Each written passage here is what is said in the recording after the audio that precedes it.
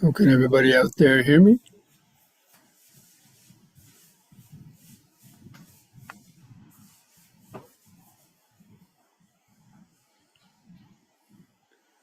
Why don't you say something, ask if they can hear you?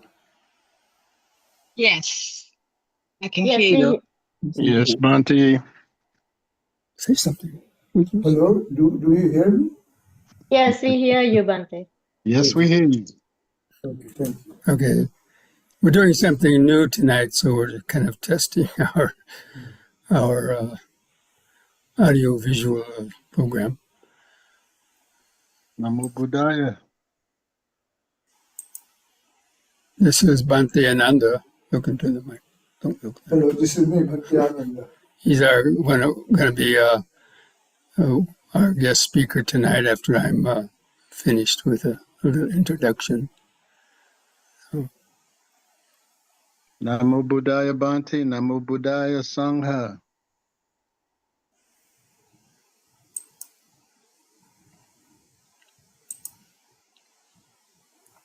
Like this.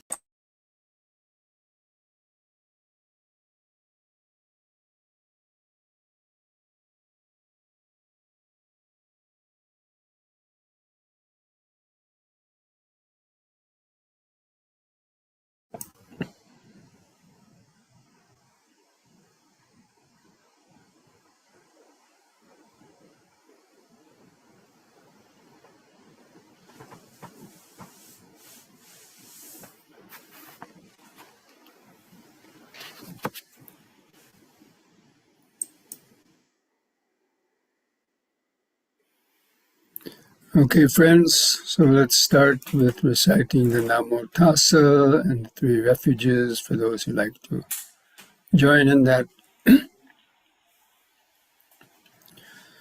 Namo Tassa Bhagavato Arahato Samma Sambuddhassa. Namo Tassa Bhagavato Arahato Samma Sambuddhassa. Namo Tassa Bhagavato Arahato Samma Sambuddhassa. Buddhang Saranang Gacchami. Dhammang Saranang Gacchami. Sanghang Saranang Gacchami. Dutiyampi Buddhang Saranang Gacchami. Dutiyampi Dhammang Saranang Gacchami. Dutiyampi Sanghang Saranang Gacchami. Tatiyampi Buddhang Saranang Gacchami. Tatiyampi Dhammang Saranang Gacchami. Tatiyampi Sanghang Saranang Gacchami.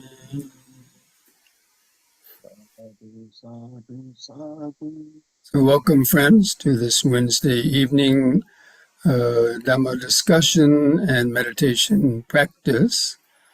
Now, as I had mentioned last week and on the mailing that I sent out on Monday, tonight we're having a special guest with us. His name is Bhante Ananda. I'm going to show his face here for a moment. Look into the camera, please. This is Bhante Ananda. He's not too familiar with this kind of recordings and so on. He's from India, and he's actually he's my only student that I actually ordained as a monk many years ago. And so he's spending the Vasa season until the middle of September with me here at the Lion of Wisdom, and I've invited him to, as part of this program, to give a talk. Now, I'm going to start it out by saying I mentioned in the last week or in the mailing that the topic of this program was going to be on the topic of the science of yoga and meditation and its effects on the body and the brain. Can you switch your camera back, Bhante, to you? Thank you. Yeah, okay. So this is a very popular subject these days, especially amongst researchers in America and in Europe about, trying to record or scientifically document the results of meditation practice on the body, the nervous system, and also on the brain. And this has been a favorite topic of mine, of course, especially from the yoga point of view. And so research has shown that the yoga understanding about the effects of yoga on the body, the brain, the positive effects have been known for, thousands of years. But it's just, more recently becoming known, or the research being done in the, laboratories and so on. So I want to start out by highlighting these some of these understandings that have come to be through my own practice and understanding of yoga, as well as some of the scientific understandings that have been arisen. And I'm going to be talking mostly about the effects of yoga on, the body and the mind. And then after that, Bhante and Nanda will be giving a talk on about more specifically about the effects of meditation on the brain, because this was actually a PhD thesis that he had before becoming a monk. He had been a professor of chemistry at a university in Aurangabad, India, and he wrote his dissertation on the effects of the electrons and molecules and protons in the brain, the effects of meditation have on that. So first of all, I want to explore with you how the science of yoga and meditation enhances the fundamental aspects of human life. We will examine how these ancient practices can foster physical well-being, mental balance, and emotional stability in the lives of humans. I wish to highlight the interconnectedness of these practices in promoting overall health. It will emphasize the symbiotic relationship between how physical exercises and deep breathing in yoga create a harmonious vibration in the brain and nervous system, allowing consciousness to become more relaxed and centered in the present moment. Because it's from this point of being relaxed and centered in the present moment that deeper awareness of the body and meditation develops. So this fosters the ability to more easily meditate, to develop mindfulness and concentration that enhances cognitive function, improves emotional regulation, and contributing to a holistic sense of vitality and well-being. These observable results suggest that integrating yoga into daily routines can profoundly impact individuals' lives, aligning their physical, mental, and emotional energies for optimal functioning and harmony. In human biology, the building blocks of matter are the protons, electrons, and neutrons that make up the nucleus of the atom. They are foundations to understanding life at the atomic level.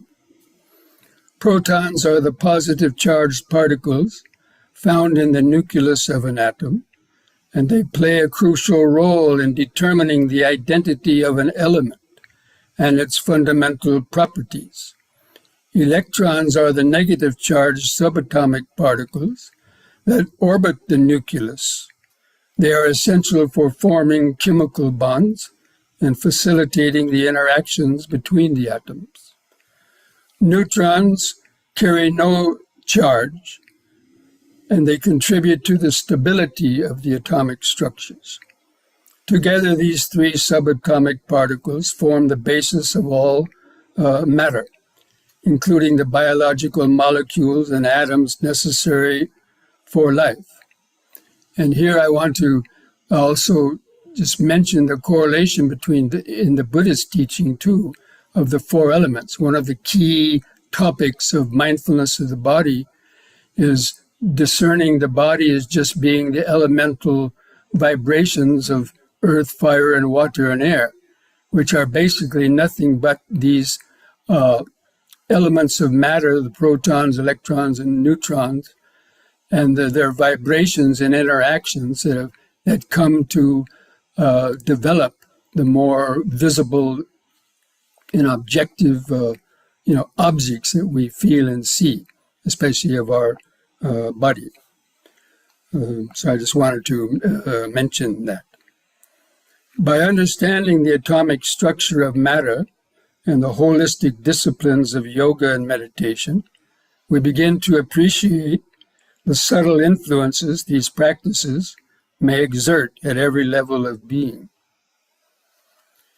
As yoga works to align the body, mind, and breath, it may also, in a more nuanced sense, foster a state of balance, reminiscent of the equilibrium among protons, electrons, and neutrons within the atom.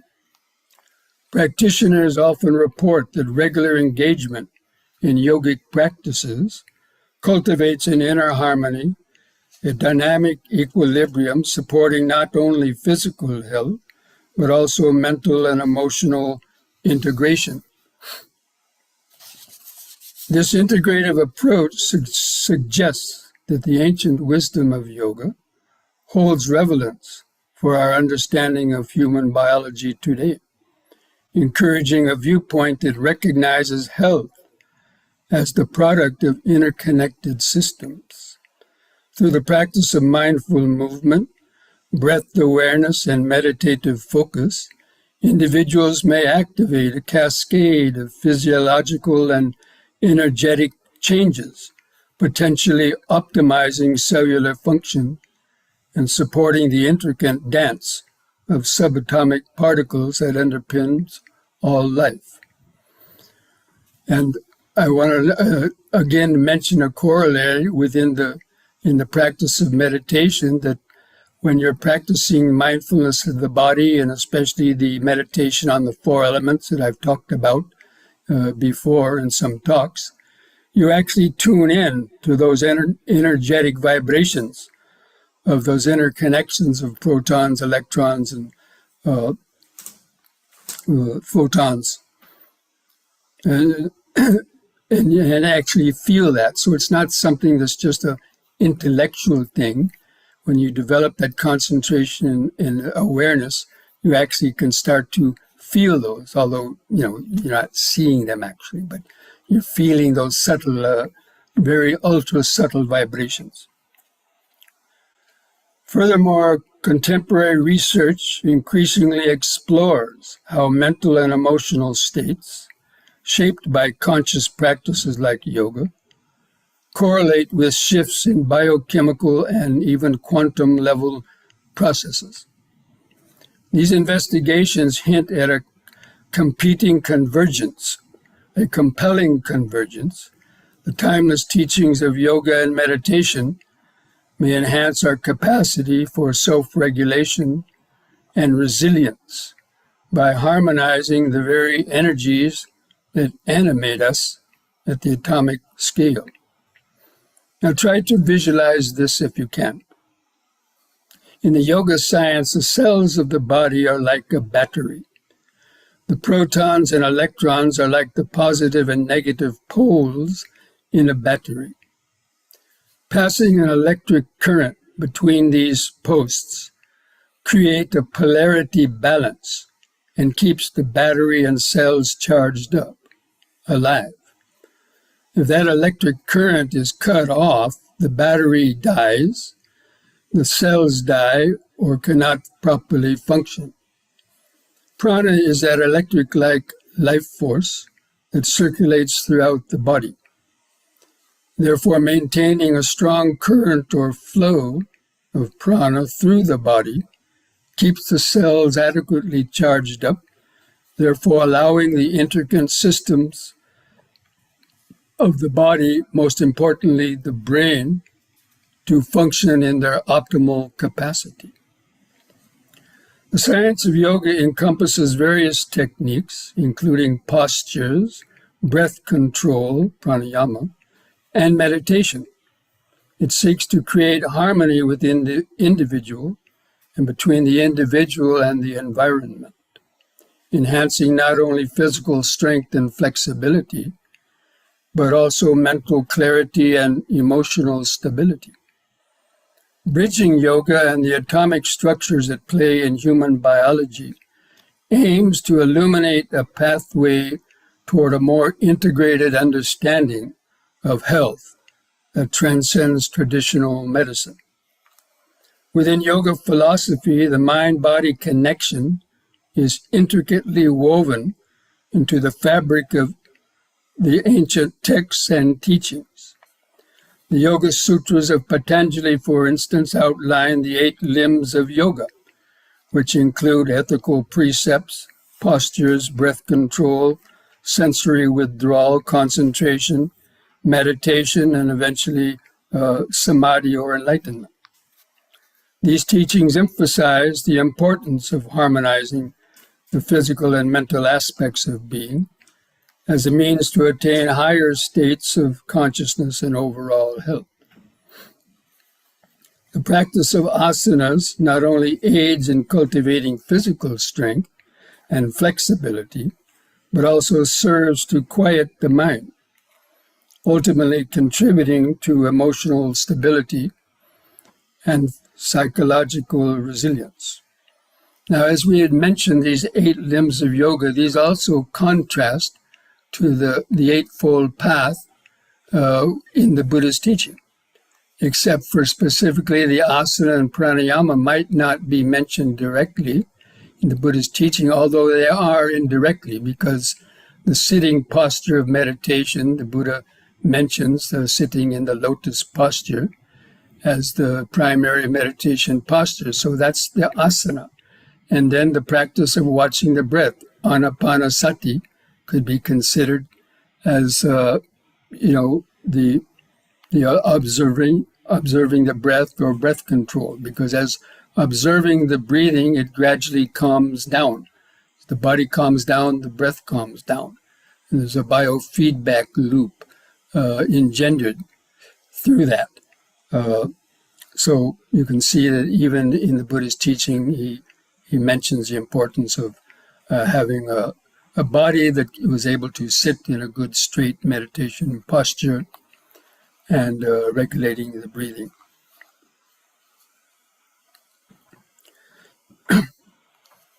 The quality and flow of the prana or life force directly influences both physical health and mental clarity. Disturbances in this flow of life force can lead to imbalances within the body, manifesting as disease or dysfunction. Through practices such as pranayama, individuals can learn to control their breath and in turn the flow of prana throughout their bodies, enhancing their health at a foundational energetic level. By integrating the teachings of yoga with contemporary understandings of health, we can construct a more holistic perspective on enhancing the proton, electron, and neutron balance, the very essence of our physical and energetic lives. Together, these 3 particles facilitate the biochemical processes that sustain life, from cellular respiration to neural signaling. Understanding these cellular structures provides insight into how energy and matter interact within the human body. The harmonious balance among protons, neutrons, and electrons is vital for the maintenance of homeostasis. Therefore, any disruption in this balance can adversely affect not only individual cells, but by extension, the whole organism.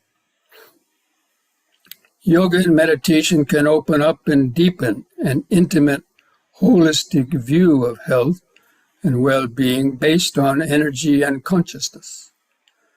Practitioners can directly feel that yogic practices, including the postures and pranayama, facilitate the proper flow of prana throughout the body. So in this context, yoga operates as a system that enhances the energy flows and interaction of the body, promoting balance and harmony, akin to the stability achieved in molecular structures through the proportional relationships of protons, electrons, and neurons. This energetic alignment fosters optimal health, suggesting that yoga may serve as a mechanism to influence the vibrational states of human cellular structures as well as consciousness. Yoga practices are thought to enhance not only individual well-being, but also the vibrational energy of the atomic structures. Through focused breath and intentional movement, practitioners may be able to stimulate the energetic frequencies that govern atomic interactions. This idea parallels the concept that just as quanta behave differently under varying states of observation, so too might the vibrational resonance of atomic particles vary with the consciousness fostered through yoga. Research in biophysics reinforces this notion, demonstrating how mindfulness and breathing techniques can alter physiological states.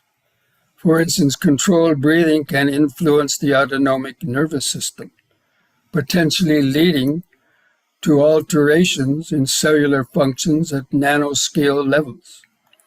This indicates that rigorous yogic practices may empower individuals to cultivate states of balance, therefore optimizing the function of protons, electrons, and neurons within their cellular environments.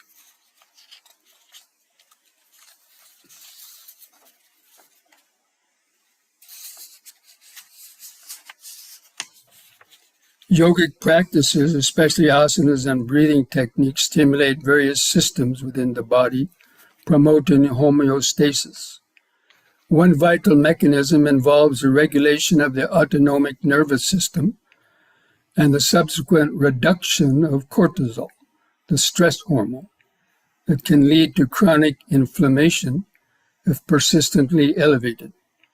Reduced inflammation at the cellular level can enhance immune defense and decrease the risk of diseases. Additionally, yoga has been shown to increase the production of telomerase, an enzyme that protects the ends of chromosomes, therefore promoting cellular longevity and vitality. As practitioners engage in a yoga session, coordinating bodily movements, breathing, and mindfulness, this stimulates the flow of energy throughout the body. This is particularly evident in the practice of vinyasa or flow yoga, where synchronized movement and breath enhance circulation and the oxygenation of tissues. Improved circulation aids in the efficient transport of nutrients and the removal of metabolic waste, promoting overall body health and vitality. Enhanced energy flow also supports critical systems, including the digestive system, endocrine system, and lymphatic system, contributing to improved homeostasis. Yoga's influence extends beyond mere physiological changes. It also impacts the brain's chemistry, particularly concerning the neurotransmitter activity related to protons and electrons. And the practice has been shown to encourage the release of key neurotransmitters, such as serotonin and dopamine, which are integral to mood stabilizing and emotional health. And I think Bhante Ananda might mention a little bit about that in his talk, which is going to come up. But I think I am going to end this talk now and turn it over to Venerable Bhante Ananda to talk about the more perhaps detailed influences of the on meditation on the brain. So I'd like to welcome Bhante Ananda. Hello. Can you listen to me? They can hear you, yes. Okay. Most venerable Bhante Rahula, my teacher, and my dear brothers and sisters in the Dhamma. The talk which Bhante has, the topic of the subject that I should speak today on, has already been talked by Bhante Rahula so very well, except the word meditation often. And that word comes yoga. But in my own way, I'll be discussing with you some more things which Bhante wants me to be with you for some time therefore. So, as I said, the effect of meditation on brain, of course this is human brain, I would be talking to all. The brain contains brain cells. Of course you all know brain. The brain contains brain cells which are known as neurons. And then these neurons contain molecules. You know molecules. Then molecules contain atoms. Then they contain, the atoms contain nucleus, proton, electrons. And these small particles are known also as quantum particles. Bhante has already spoken much about it and their function also, in a way that I should have done much more, but he has done half of my part of my lecture. So I'm grateful to him. So I condensed to a very limited time. He left nothing for me, as you understand, because you are the wise people, you better know it. But I would like to add one more information. Of course, you may know it also. You see, in meditation, you know what is the meaning of meditation because you have been with Bhante for a long time and often. And my speech, I thought was, I heard twice Bhante's first lecture that was on 7 factors of enlightenment on 2nd 7/2025, and the next top lecture of Bhante, 5 skandhas that took place on 9/7/25.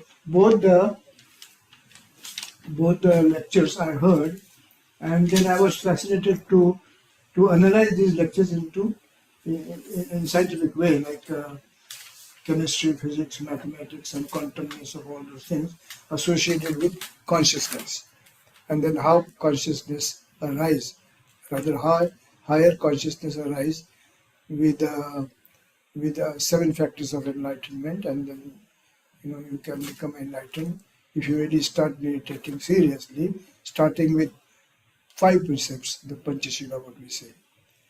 Well, I would like to tell you a very important thing. When we meditate, we take, Bhante often says, breathe in, breathe out.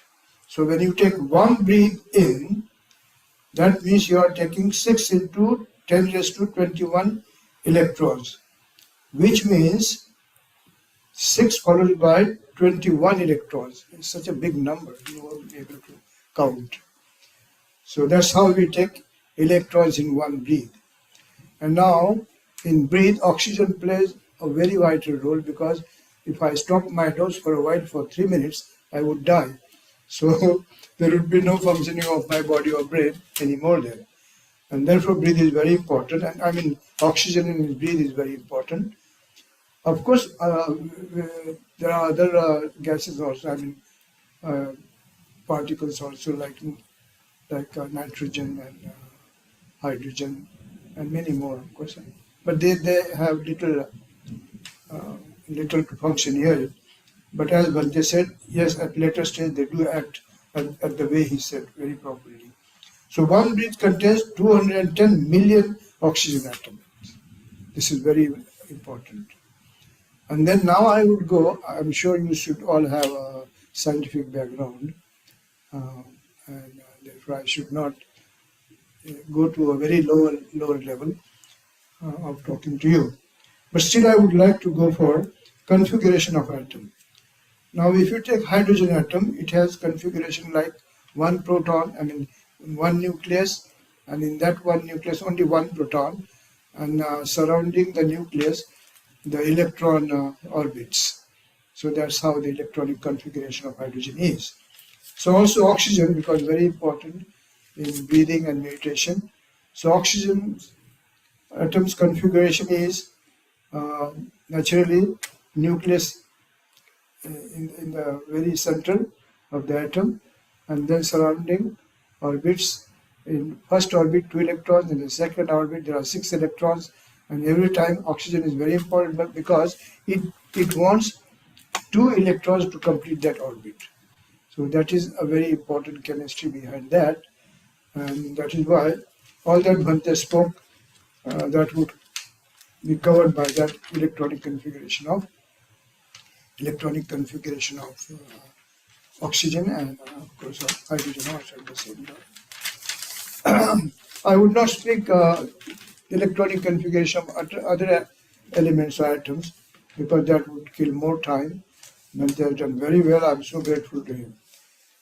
Now, meditation effects on the brain and behavior of humans through atomic particles or quantum particles.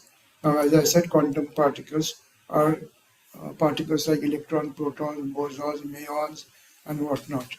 And then even God particles nowadays, the Higgs boson, those particles are very important. They are known as quantum particles.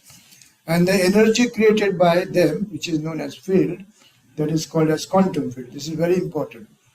In previous times, say about 20 years ago, the scientist, the brain scientist, or the anatomists, the brain anatomist, or people working in the field of neuropsychology or neurology or neurosurgery, they were working upon these aspects a lot, but they were working upon different divisions of brain. The right brain, the left brain, the medulla oblongata, then hypothalamus, and then of course many more. And they have their own functions. Nowadays, because of science has gone so ahead, they speak about that the whole field, the unified field created by all these electrons, protons, and all of the particles which I said before, they create a field, electromagnetic field. And this field is working to connect all the neurons, all the brain cells, and all the molecules, and all their further atoms, and then they coherently work. But in meditation, what happens is they coherently more. If you don't meditate, then they decoherent. They do not come in that particular fashion. And therefore, meditation has become a very, very important aspect. Now, as I understand, last 2 decades, the Nobel Prizes in chemistry, medicine, and quantum physics have been given to persons who are working in the field of Buddhist meditation, mindfulness, vipassana, then compassion meditation, and the function of all these particles in meditation in the brain that is taking place. Now here, probably you might ask me a question. Before you ask me, I would like to tell you, quantum field means space occupied by energy of that particular particles. No, it is not just one particle working at a time, it's many particles at a time, and they have their own fields, and that the fields interact actually. That means the energy interact. Okay, but at a lower level, it comes to atoms, and then it comes to molecules, and it comes to cells, and Bhante has already told you. Now let us talk with mind, molecules, and meditation. Molecules contains, as I said, quantum particles. All right, and then these particles, they interact in such a way. Supposing you are not following Panchashila, I mean 5 precepts, then your behavior becomes so drastic, and you can't then really concentrate. Your memory doesn't work. Your thinking changes to negativity. So all those things can happen and do happen. So that's why before meditation, following Panchashila, 5 precepts, very important. If a man meditates a long time, maybe 1 year, 2 years, 5 years, 10 years, but if he doesn't follow 5 precepts, then he would not grow the way he should in his brain functions towards higher activity of consciousness of the brain and mind, therefore. So, because I would like to take you to Bhante's 5 skandhas, that Rupa, Vedana, then Samnya, then Sankhara, Vijnana, that is consciousness. And then, of course, while speaking all this, he was also talking about 4 foundation of meditations: Kaya Anupassana, means body meditation; Vedana Anupassana, means meditation on Vedana, feelings; Chitta Anupassana, that is on mind and thoughts; Dhamma Anupassana, that is the laws of the Dhamma, the teaching of the Buddha. So all that he has. And then I thought probably I requested Bhante, if you allow me to, would it be possible for me to analyze these 2 talks in scientific way? And he said, oh yes, wonderful, please go ahead. But the way he read his paper now, that was research paper, kind of research paper. Actually he wrote his ideas, and he's so wonderful, let me tell you.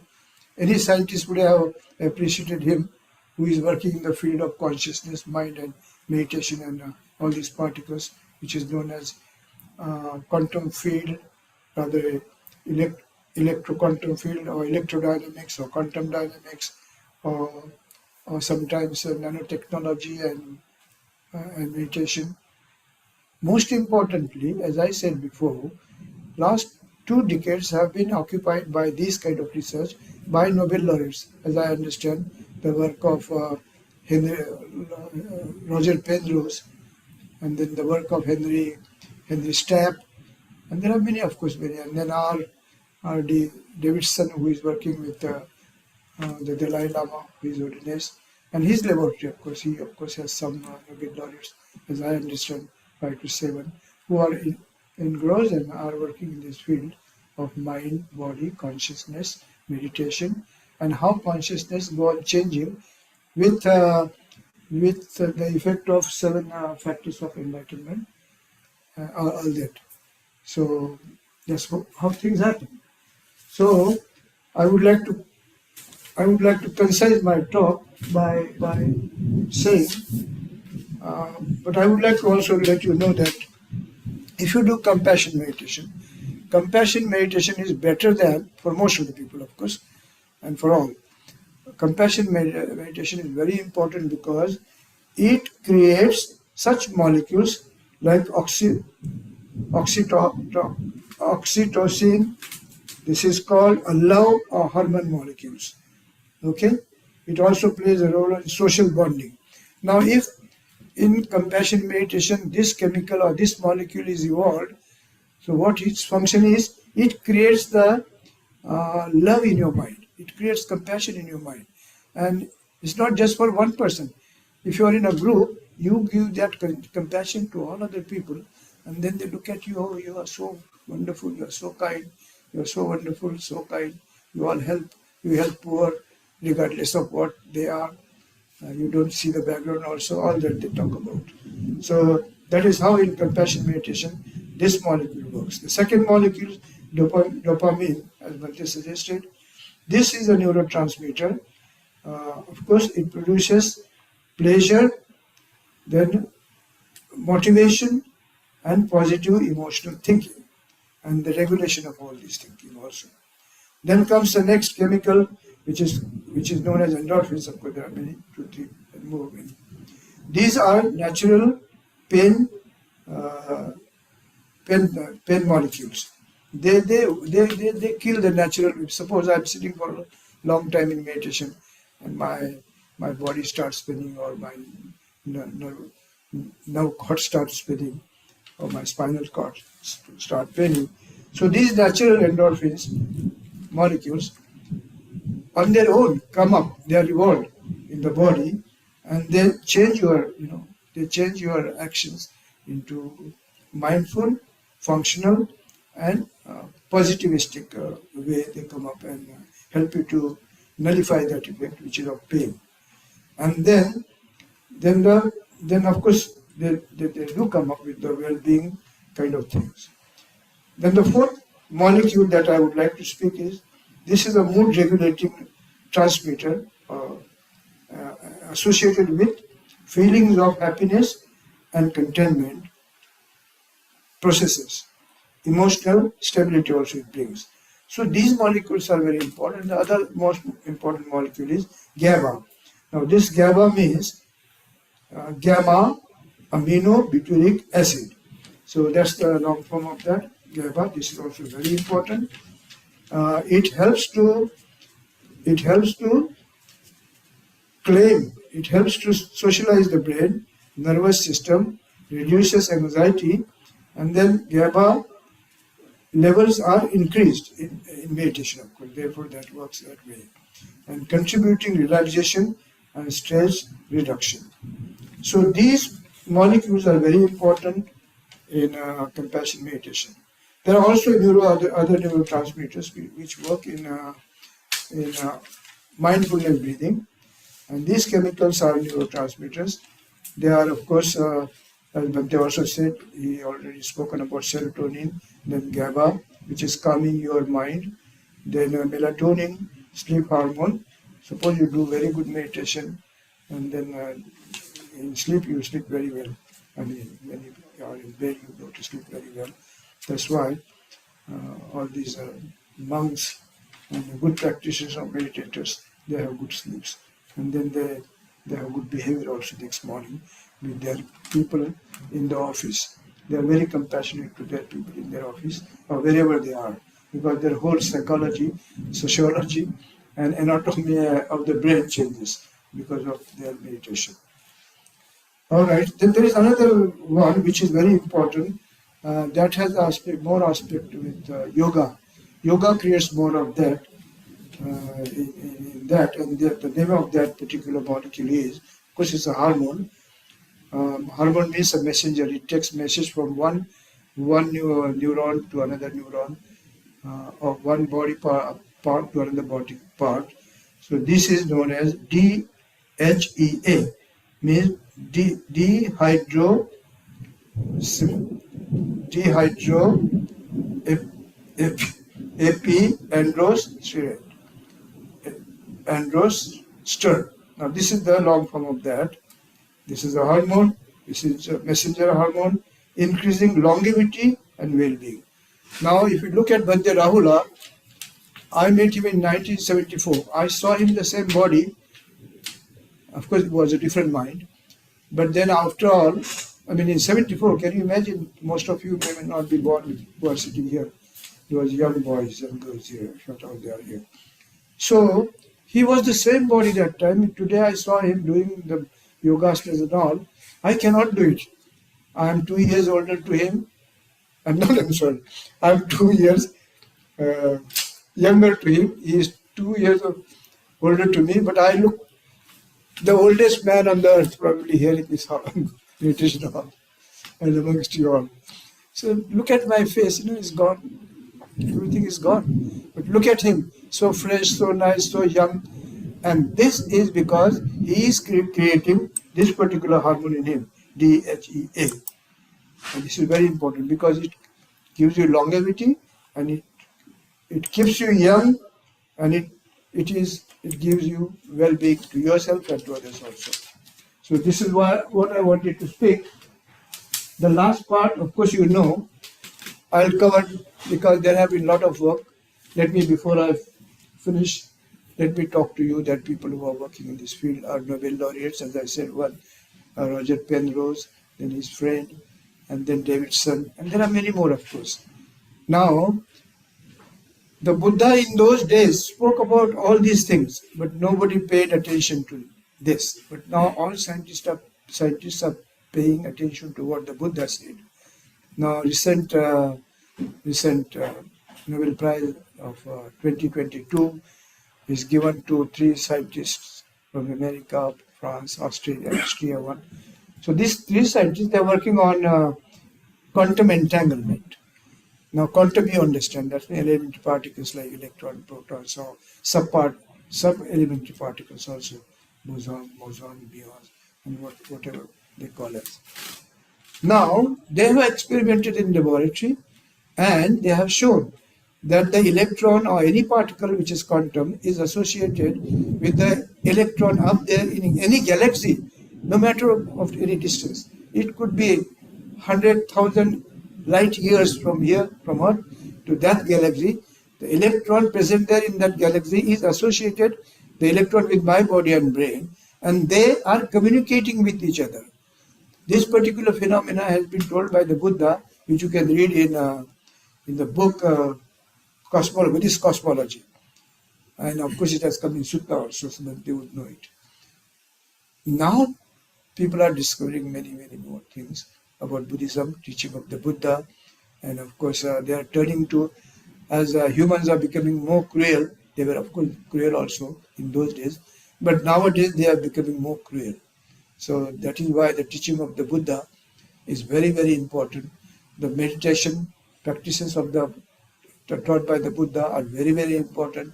Compassion practice taught by the Buddha of meditation is very, very important. And all other practices which they teach us also, Vipassana and all other practices. Now what I would like to say is, in these practices, now the scientists have discovered also as to which particular electronic wavelengths or frequencies come out of your brain, and that they could be measured by the instrument. If you go to a doctor, they could measure electricity of the brain, and it is known as alpha, beta, gamma, theta, all that, those kind of things. And in meditation we see that alpha particle, which has a frequency 8 to 12 hertz, this is the unit of energy.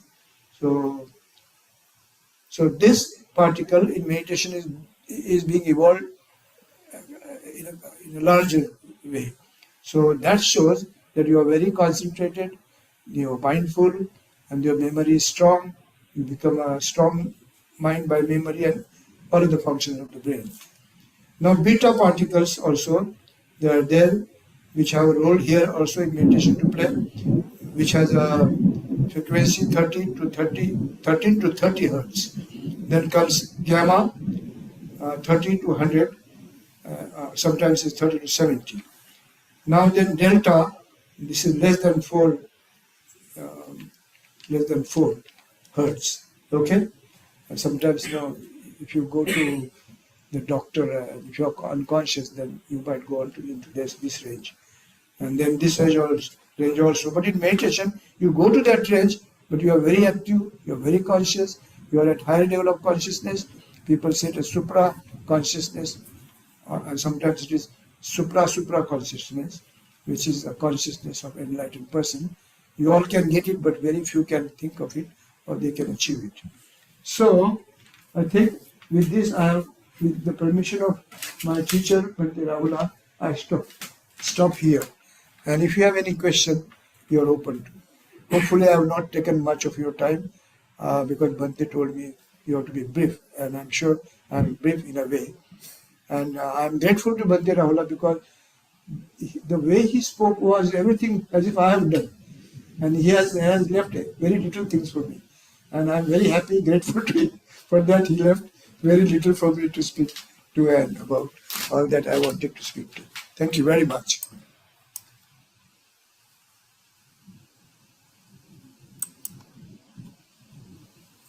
So thank you, Venerable Ananda, for enlightening us on those subtler aspects of the brain and molecules produced in the brain and other effects of the meditation.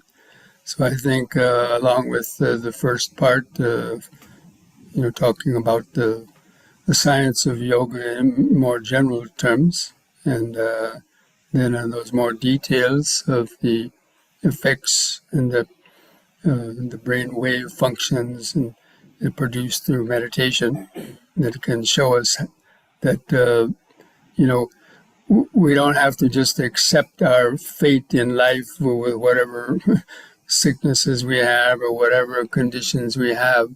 Through the practices of yoga and meditation, we can change our body and mind and reach a more stable place of well-being and eventually evolving on the path to liberation. So now I wanted to give a few minutes to see if you have any questions that you might want to ask either myself or to Bhante Ananda. I see one golden hand raised up. Ishira, you have a question? Yes, Bhante. I have a question for Bhante Ananda. Okay. I'll put the mic, the webcam over on him. Go ahead. Hello, Bhante Ananda. Yeah, I'm Mishira. I have a question. So according to Buddhist teaching, how do you define time and space? Is there actually time and space from the point of spiritual aspect term no self? Final state, you mean enlightenment state? Yeah, the no self, like ego, That's destroying what the Bhante ego. often has been speaking about. The final state is in quantum No, way. she's asking about time and space. Oh, Is time that something Time you and know? space. I'm sorry. What is that question? I couldn't Okay, so according to Buddhist teaching, how do you define time and space? So is there actually time and space from the point of spiritual aspect term no self, like destroying the ego? See, according to, I understood your question now. There exists no time and space. We create it. The mind creates it. So if you take away my mind, or if you take any scientist's mind away, he would not create anything. He would not speak about space or anything else. So it's all our mind's creation. And that's what I think Bhante has been telling me a lot. I also heard him. And if any doubt, I'm not the master on that in that field. I'll say a few words on that. He would say it, please. Yeah, okay. Thank you. Bhante. Okay.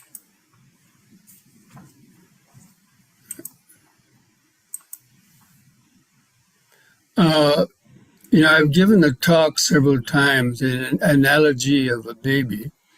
When a baby is born, in his mind there's no time, there's no concept of time or space or ego or any thoughts about, there's no past or future in the baby's mind. There's just a very expanded state of awareness. And it's only when the baby starts learning language and the muscles in the body get strong and he starts experiencing pleasure or painful sensations, then he has the idea of wanting pleasurable sensations again in the future. So this idea of past and the future gradually evolve in the baby's mind from about 6 months onwards, and it all is his relationship to pleasure and painful feelings. The going toward the future to get pleasurable feelings, and the remembering of the past when you had painful feelings, and the wish not to get those painful feelings again. This is all occurring, this is all evolves, this kind of syndrome, which I call the pleasure-pain syndrome, evolves in the mind of the young baby, and the time and space is created then, because it's all related to objects that we experience in the past and the future. And that's why in higher states of meditation, when the mind is no longer thinking of the past and the future, then even the sense of self dissolves and the feeling of space and time dissolves, and you enter that realm of just a pure present moment awareness. So as Bhante said, it's created in our mind. We've created it in our mind, and we continue to reinforce it all the time because of our wanting to go towards the future, always thinking about tomorrow, the next day, next week, or when am I going to die? All these worries, all of this keeps reinforcing the sense of the future and the past in the mind.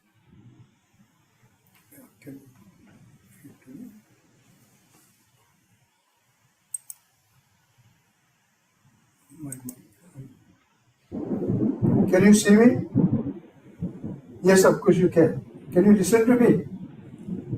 Now you can ask me any question. Reason being, Bhante Rahula is beside me. He can answer all your questions. I can say only yes or no to that question. And what about the lady who asked that previous question, is Shira? Did those answers, did she, I don't see her now out there. Maybe she got, yeah. Yeah, I'm here. I'm here, Bhante. Did that clarify your question? Yes, you clarified my question. Thank you so Okay. much, Bhante. Did I say it was correct? Was it correct what I said? Yes. Thank you. So since Bhanteji is right, I am also right. Okay. Any other questions out there?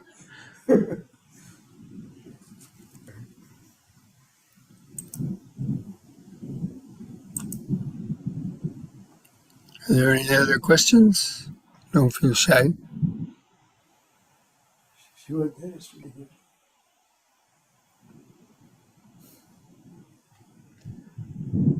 Okay, if not, then we will take a short. Sorry, Bhante, I have one last question.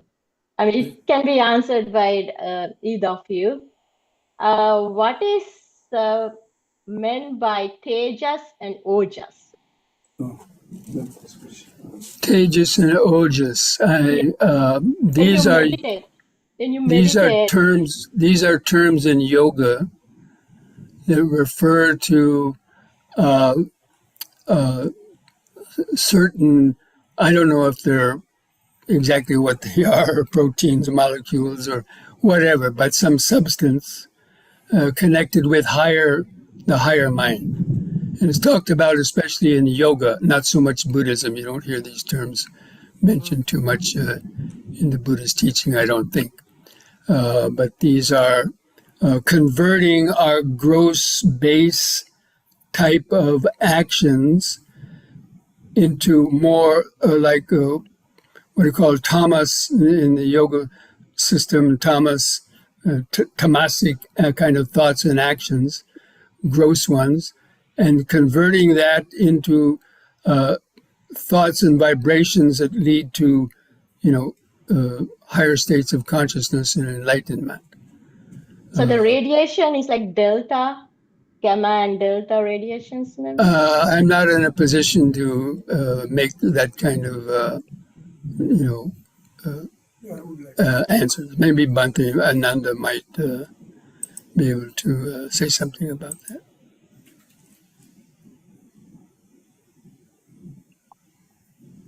Go ahead. Yeah. Hello. I would Hi. like to say that during meditation now there have been a lot of work being done, and there are research papers recently being produced by different scientists here and abroad, mostly in America, Germany, Japan. Work is being done, and of course in India also. But Indian people are working in America. They are doing that work. In India, very little work is being done. People who travel from India and stay here, they can create different things like others are. So I'm happy. Now here, the photons means light, particle of light is being created. That's what you mean to say. Yes, in meditation, photon is created, and it has been observed, and it has been also experimented in the laboratory.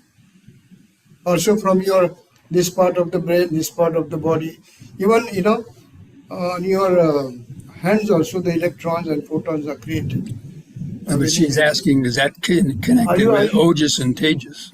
Tejas, if you say Tejas means light, in that sense I'm talking about photon. And if you're not, are you sure? Yeah, the photon is the Tejas is like a light photon, right? Is that That's the it. difference? I'm Yeah. right then.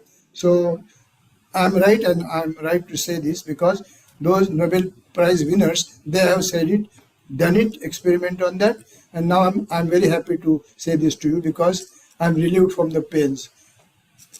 So is it some kind of like a gamma radiation, Tejas? Gamma radiation, I don't know, but have you Not read it? gamma, like I know. delta, like because you said that delta is it comes the delta radiation is at the unconscious, it will happen like unconscious stage of range, like very active and supraconscious. So that's why I was thinking Tejas, is it Yeah, a yeah. That's how the mind delta? works. That's how the mind works during a high level of consciousness. Even a Okay. dormant mind works in a different way. So can we relate Tejas and delta delta radiation? Is it there's some kind of relationship, Tejas and delta radiation? Let me see because I have if you don't mind. You see, I would not say anything on that, but if you go on to Google, you get the answer. You have your phone number, phone with Okay. you. Okay? Okay. Okay. Thank And you. if your Google doesn't say anything, then I can't say anything. So, thank you. Okay. Dragon Yogi, you have a question? Oh, yes, Bhante, full of gratitude. Thank you, Bhante. This has been a subject matter that I've been excited to learn about in the relationship between neuroscience and the Dharma and psychology and psychiatry. And I just wanted to get your thoughts on the brain, the mind, and consciousness. Uh, well, consciousness is a tricky subject because science hasn't fully understood consciousness at all, and they believe it's produced within the brain. Now, ego consciousness, yes, is produced within the brain, but there's something as the unformed consciousness, like nibbana awareness or the superconscious, where the ego dissolves and there's no more ego consciousness. Then that is now, according to the the Samkhya philosophy, the Purusha is this kind of universal sort of cosmic consciousness that is devoid of any space time or ego. But then when it interacts with the material matter, then it becomes more ego consciousness. And so that ego consciousness works through the brain primarily, in recognizing objects. But again, these are very difficult concepts to try to explain, perfectly. But you know, when you meditate and you experience the dissolution of the ego, then you will understand the difference between consciousness and what I like to call pure awareness. So I like to make a distinction between consciousness, which means you're conscious of an object, as opposed to the pure awareness, or in the state of the nibbanic dhatu. Then it's beyond that kind of subject-object awareness. I'm learning and loving it. Thank you so much, Bhante. Okay. Thank you. Okay, Gabriela, we'll take one last question from Gabriela. Gabriela. I had a question for Bhante Ananda. In some of the scientific studies that you have read about meditation's impact on the brain, how would the researchers standardize the type of meditation that the research participants were doing. For instance, would they have everyone doing the same guided meditation, or everyone doing the same type of meditation? How did the researchers kind of standardize what meditation was being done so that they could be sure that the effects were due to that practice rather than some external factor? Such a wonderful question. I was waiting for such a question. Why did you come so late asking such a question? Okay. So, as I said, the brain. Look into the camera. I'm sorry. As I said, already this alpha, beta, gamma, all those theta waves and all. But there is a technique of MRI, fMRI, and SPECT. So they detect all these things what you want, what you would like to ask. These are very highly evolved techniques. And now there is AI associated with quantum computers. Okay? They give you all that you want and all that has been studied in laboratory.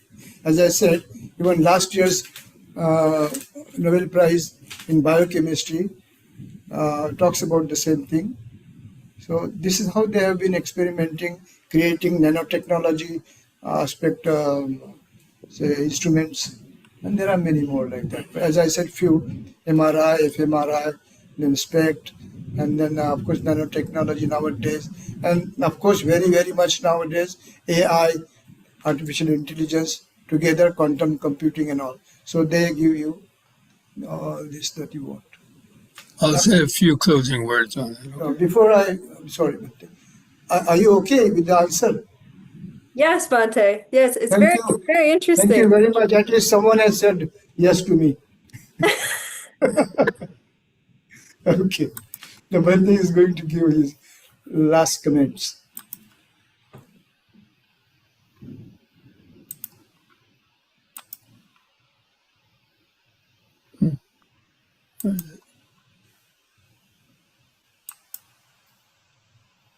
Okay.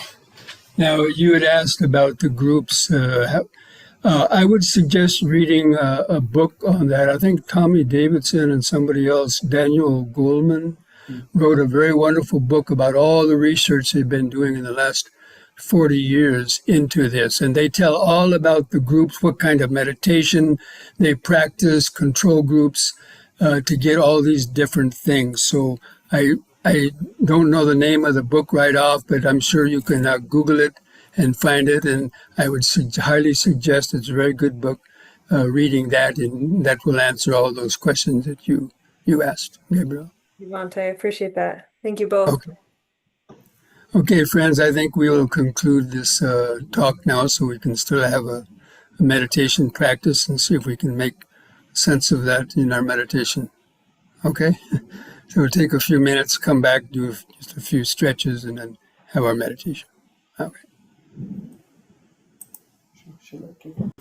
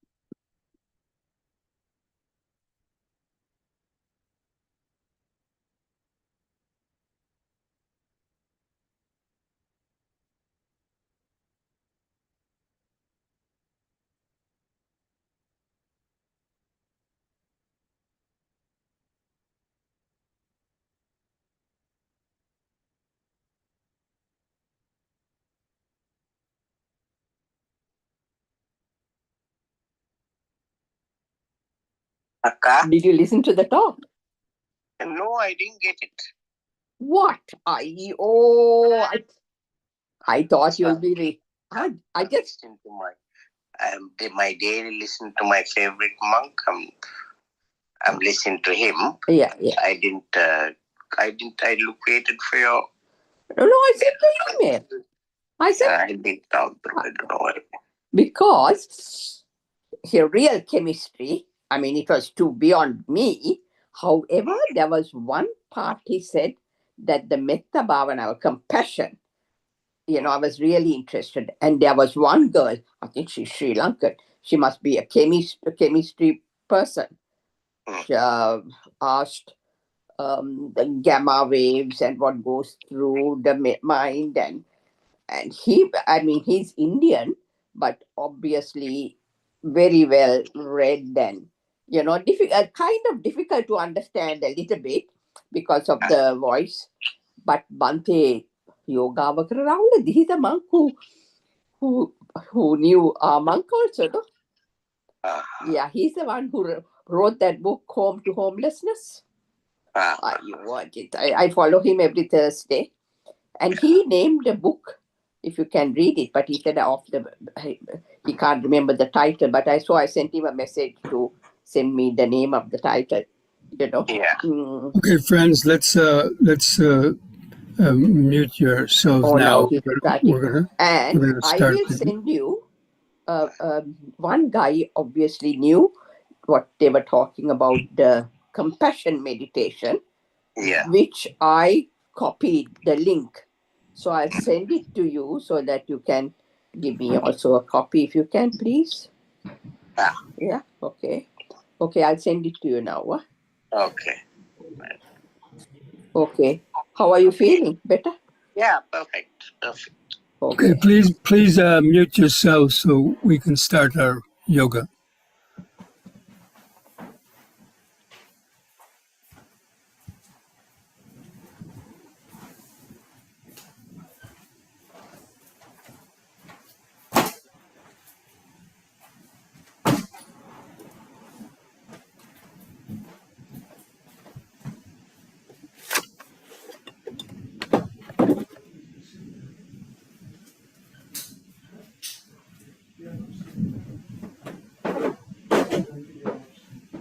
Okay, friends, so we're just going to do a few stretches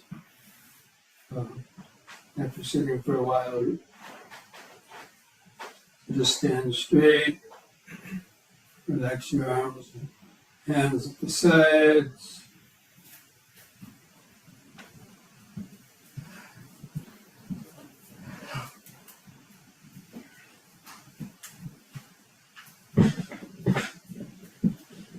Just begin some 3-part breathing with a deep, slow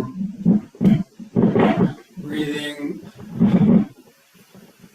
Bring the air up into your upper lungs, holding the air in for a few seconds.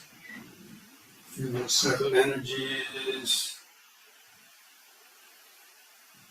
Cultivating this mindfulness, breathing in, letting go of the past and future.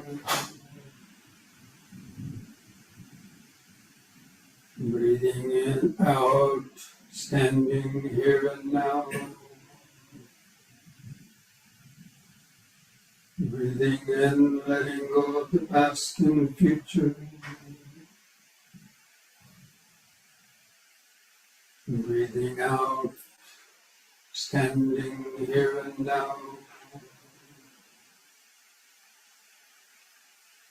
Breathing in, feeling the whole body.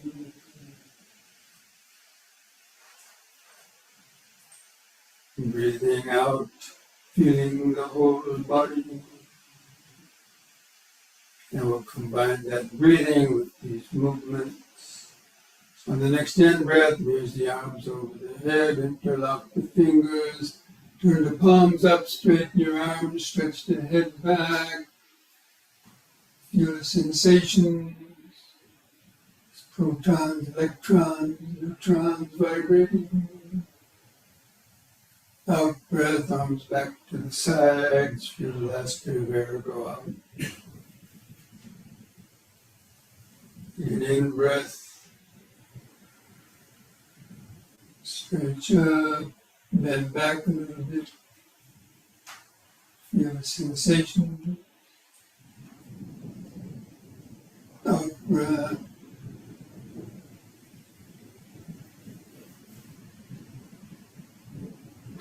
Once more. In.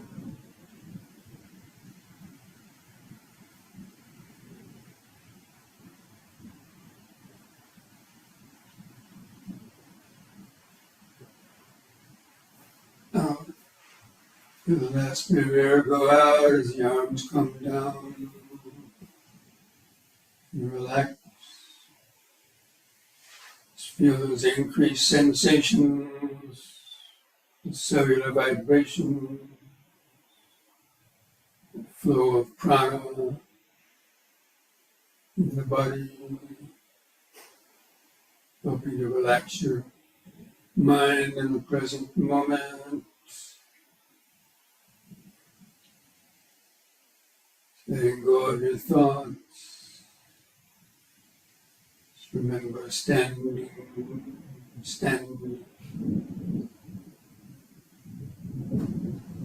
On the next in breath, lift up on the balls of the feet. We're raising the arms over the head in this way.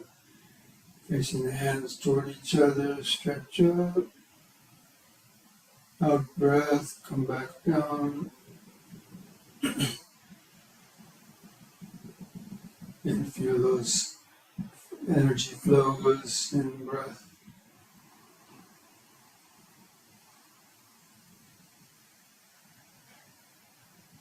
Out breath.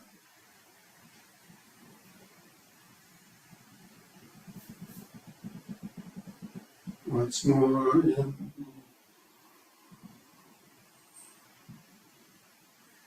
Stretch.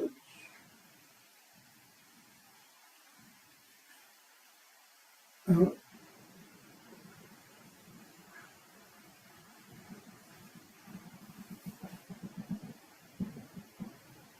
Just keep feeling the body. Try to feel the outline of the standing body. All those cellular vibrations within that body outline.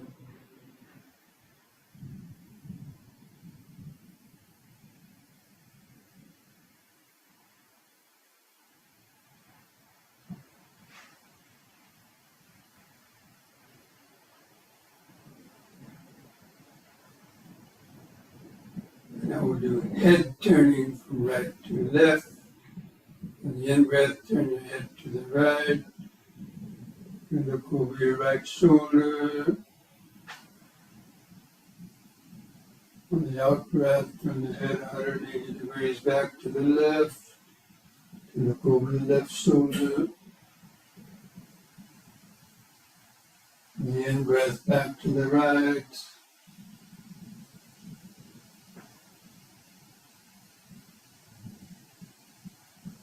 Out breath left.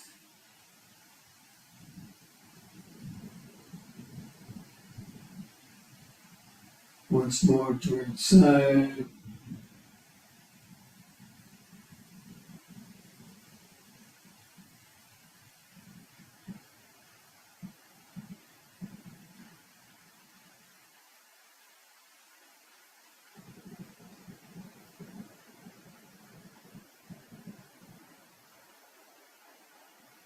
The in-breath, let the head stop in the center. Keep feeling the body, letting go of your thoughts. It's present moment, body-centered awareness. And we're going to do just one last exercise, backward and forward. Bending, and you really feel the flow of prana energy. Turn the palms outward, touching the little fingers together. On the in-breath, raise the hands up, level to your eyes. Spread the arms out to the sides as you bend back on the out-breath. Keep your eyes open, careful. In-breath, lift up. The arms out at the sides, and the out-breath, lower the arms and hands down towards the floor. And keep the legs straight.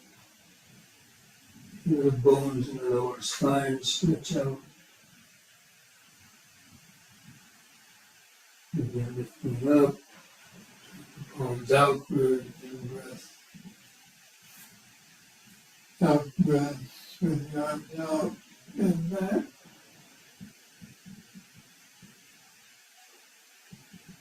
In breath. Out breath, downward stretch.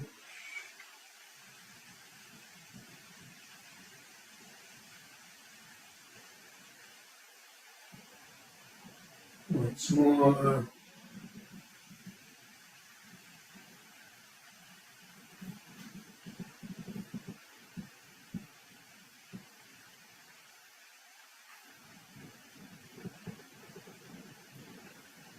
Third time, I'll hold the downward stretch longer.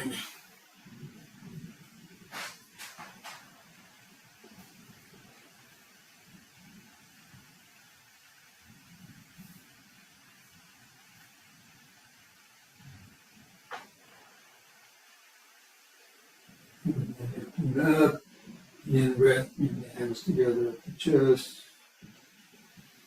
Out breath, hands to the sides. Feel the whole body vibrating, pulsating. The cellular vibration, the activated interactions, protons, electrons, neurons, creating this energy field, and feeling the body, harmonious energy field.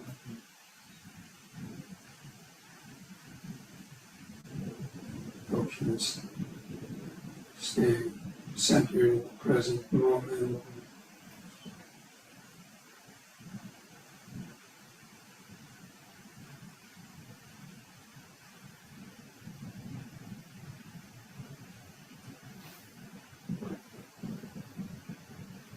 Okay, so now let's come back and get ready for the sitting meditation.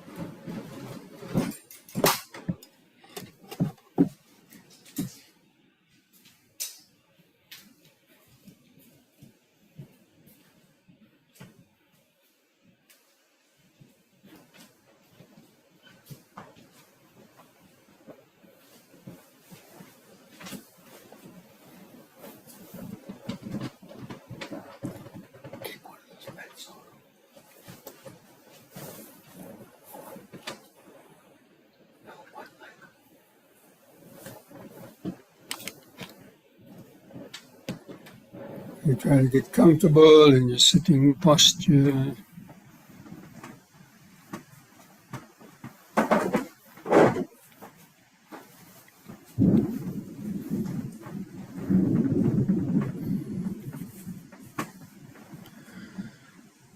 Just try to sit straight.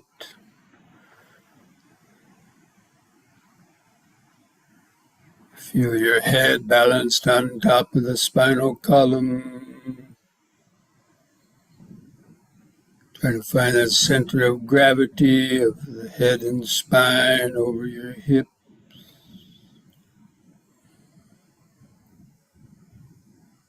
Close your eyes.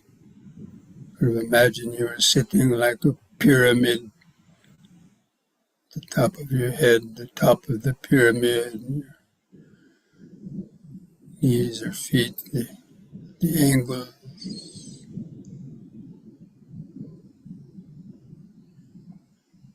Just try to hold that outline of the sitting body in the mind's eye.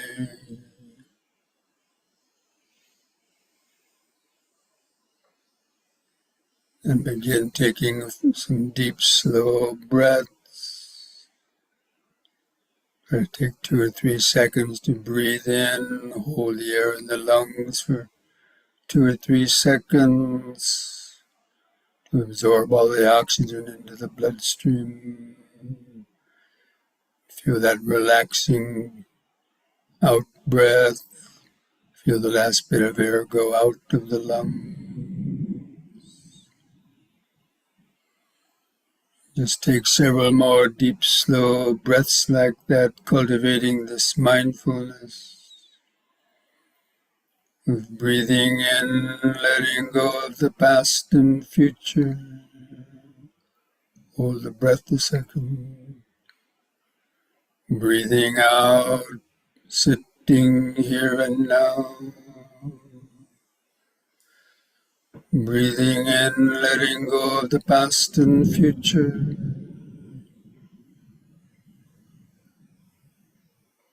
Breathing out, sitting here and now. Breathing in, feeling the whole body.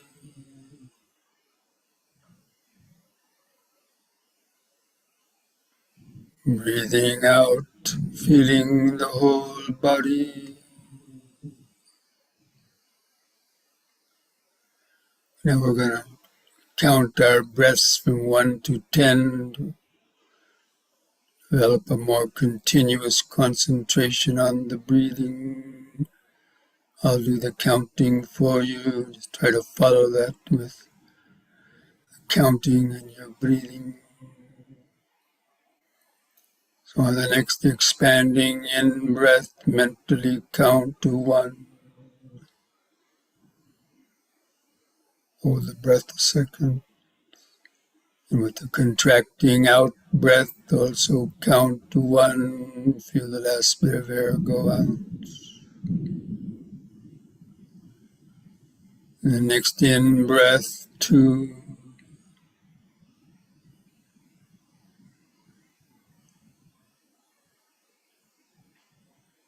Out breath, 2.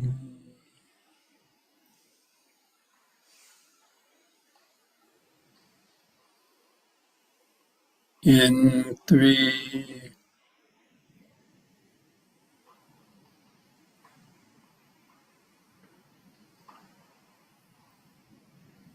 Out 3.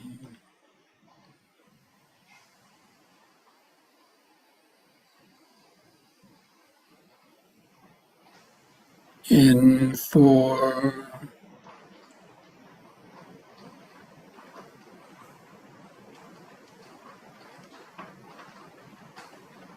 Out 4.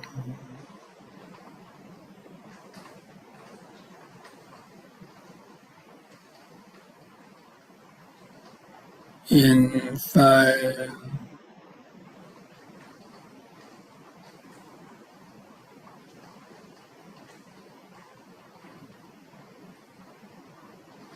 Out 5.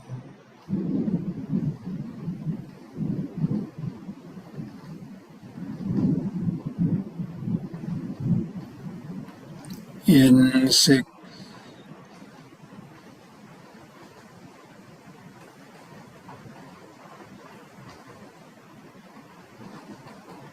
Out 6.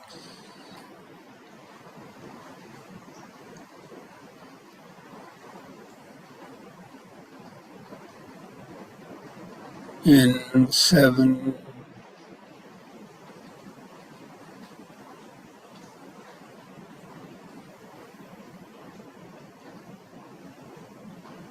Out 7.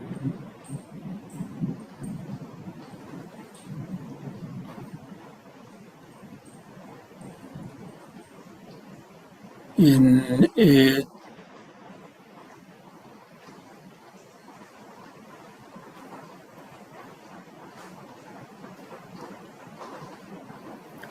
out, 8,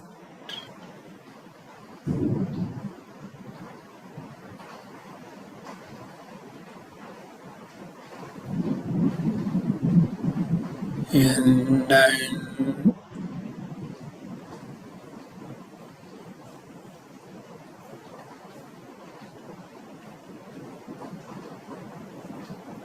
out, 9,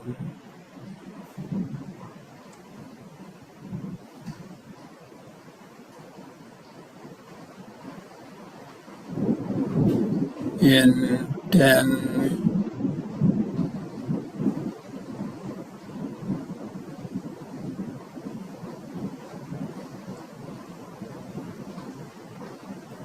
out, 10. As the breath goes out, just let the breath stay out for a moment or two. Don't deliberately try to breathe in.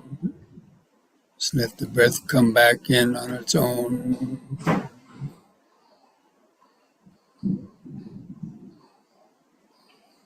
Just keep feeling those subtle vibrations. And just follow the subtler movements of the in breathing and out breathing.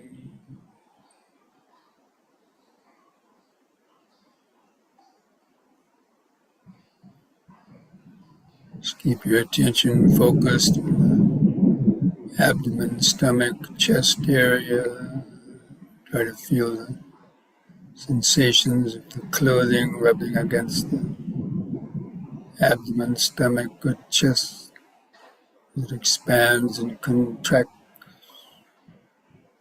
producing this cellular vibration,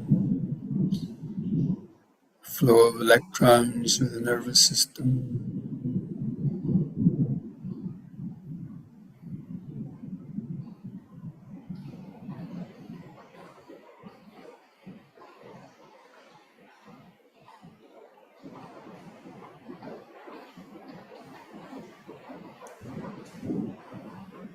Just feel like a scientist looking down through a microscope to observe and feel those subtle movements of the breathing, subtle sensations produced by the breathing.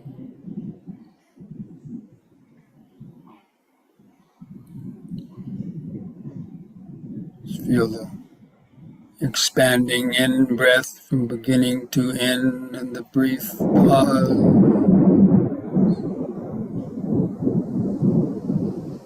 Feel the contracting out breath from beginning to end and the brief pause.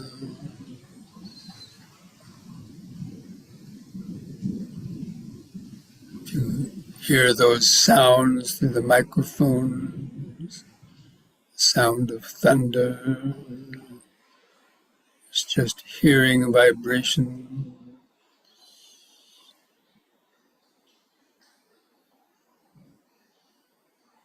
Stay connected to the breathing.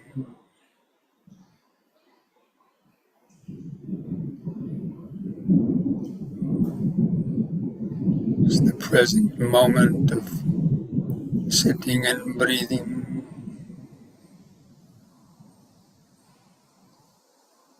Breathing in, sitting. Breathing out, sitting. If you can, try to hold that outline of the breathing body in the mind's eye. Just feel all those subtler cellular vibrations, prana energy, moving through the body.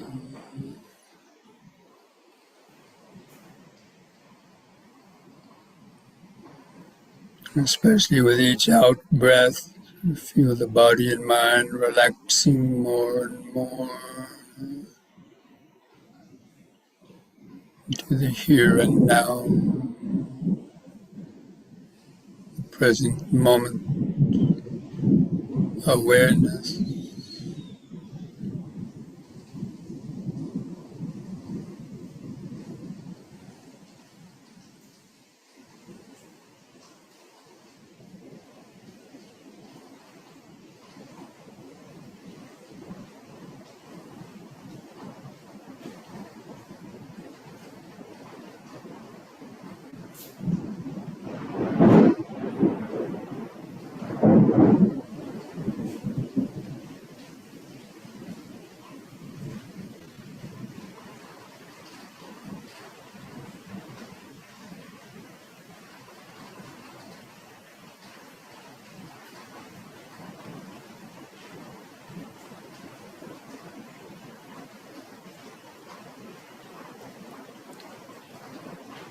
Breathing in, letting go of the past and future. Breathing out, sitting here and now. Sounds coming and going in the background.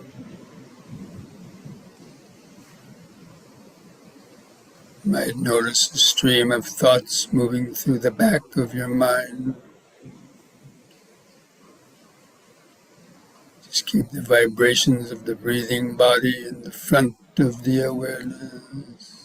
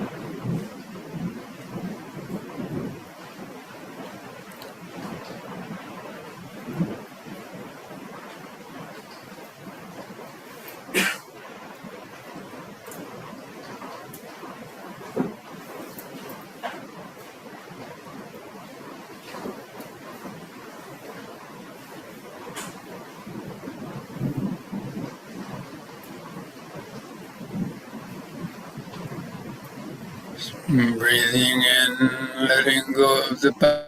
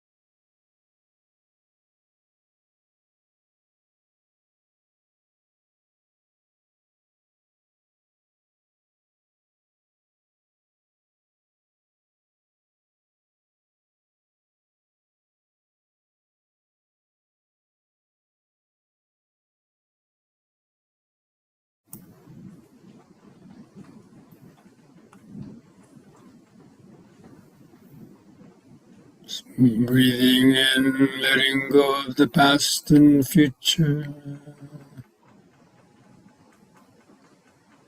Breathing out, sitting here and now.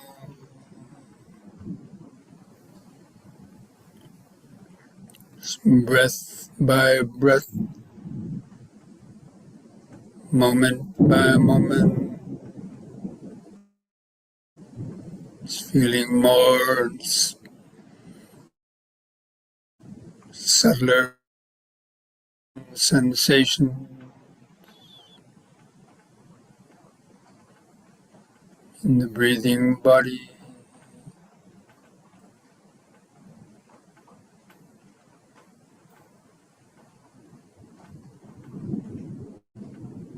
From time to time, taking a few more deep, slow breaths to help stay centered, awake in the body,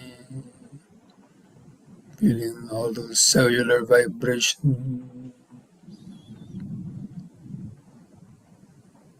atomic level vibration, deep in the body.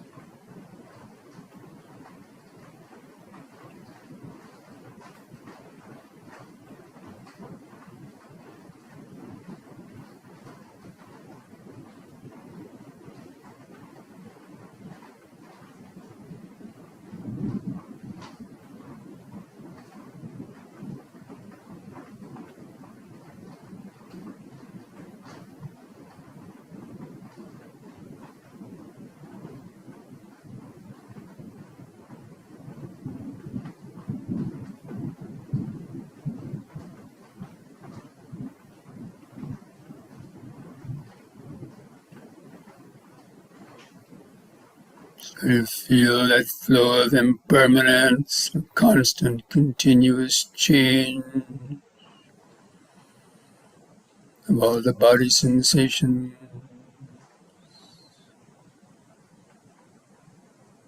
the flow of impermanent,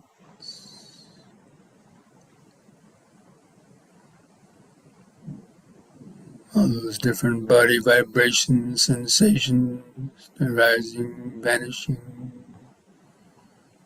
arising, changing, vanishing,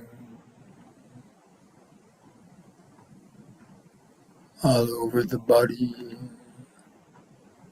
your feet, your hands, chest, and head.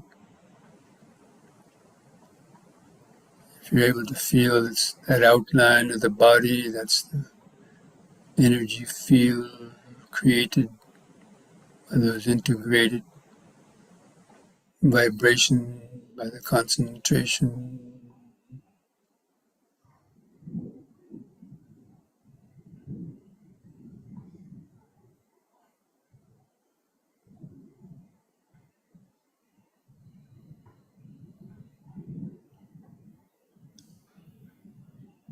If you still notice any subtle trace of thoughts of I or me or mine, just allow them to fade away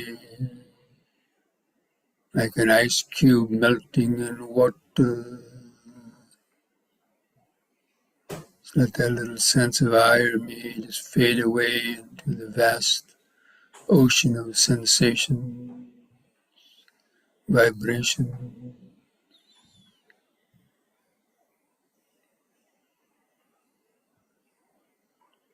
The cosmic field of present moment awareness.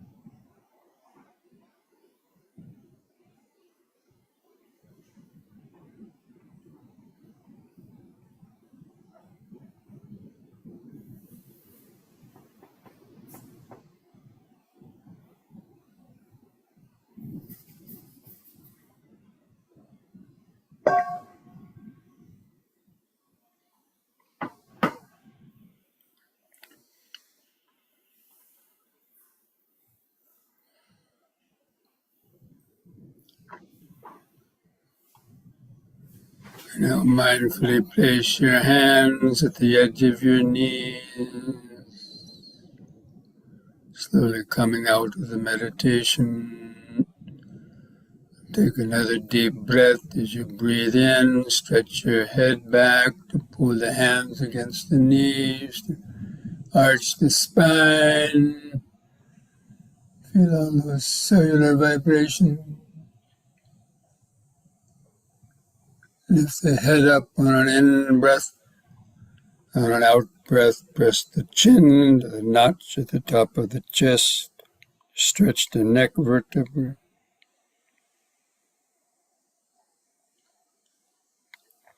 Lift the chin up level on an in-breath. Relax on the out-breath.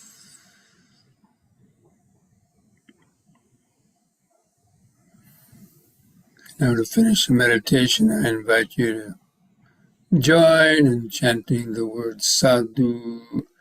We do that chanting on a long out-breath to feel those vibrations in the body and mind.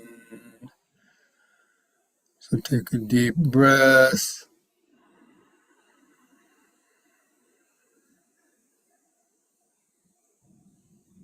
Sadhu.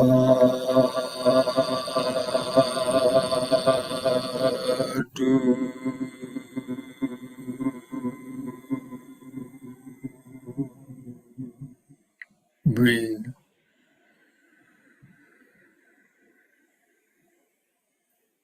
Sadhu.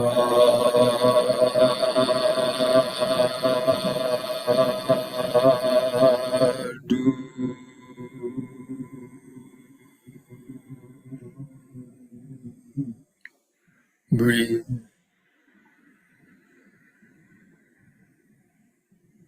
Sadhu.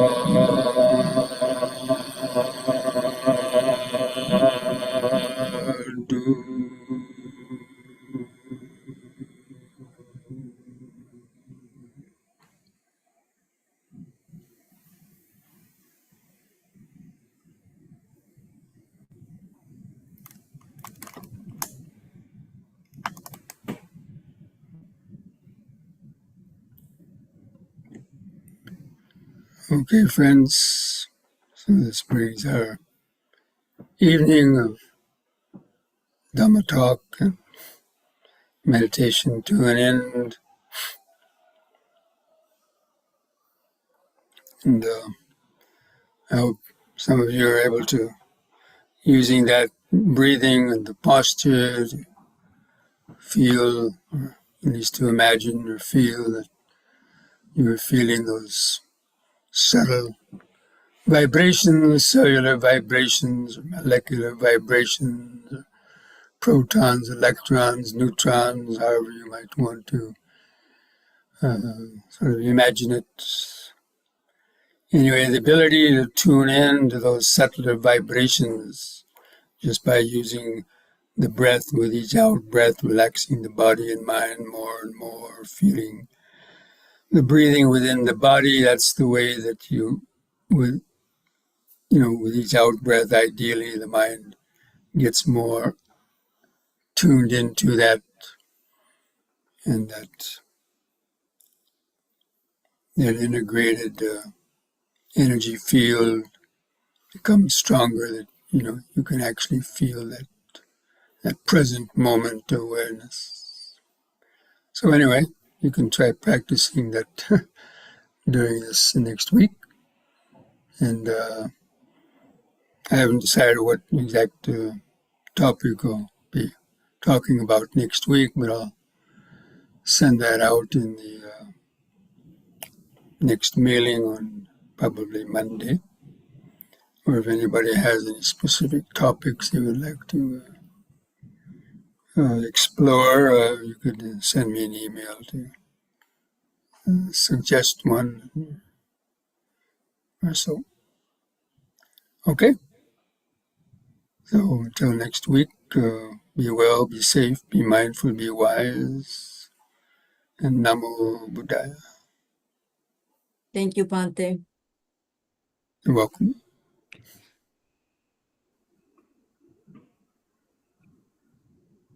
Thank you, Bhante. Good night.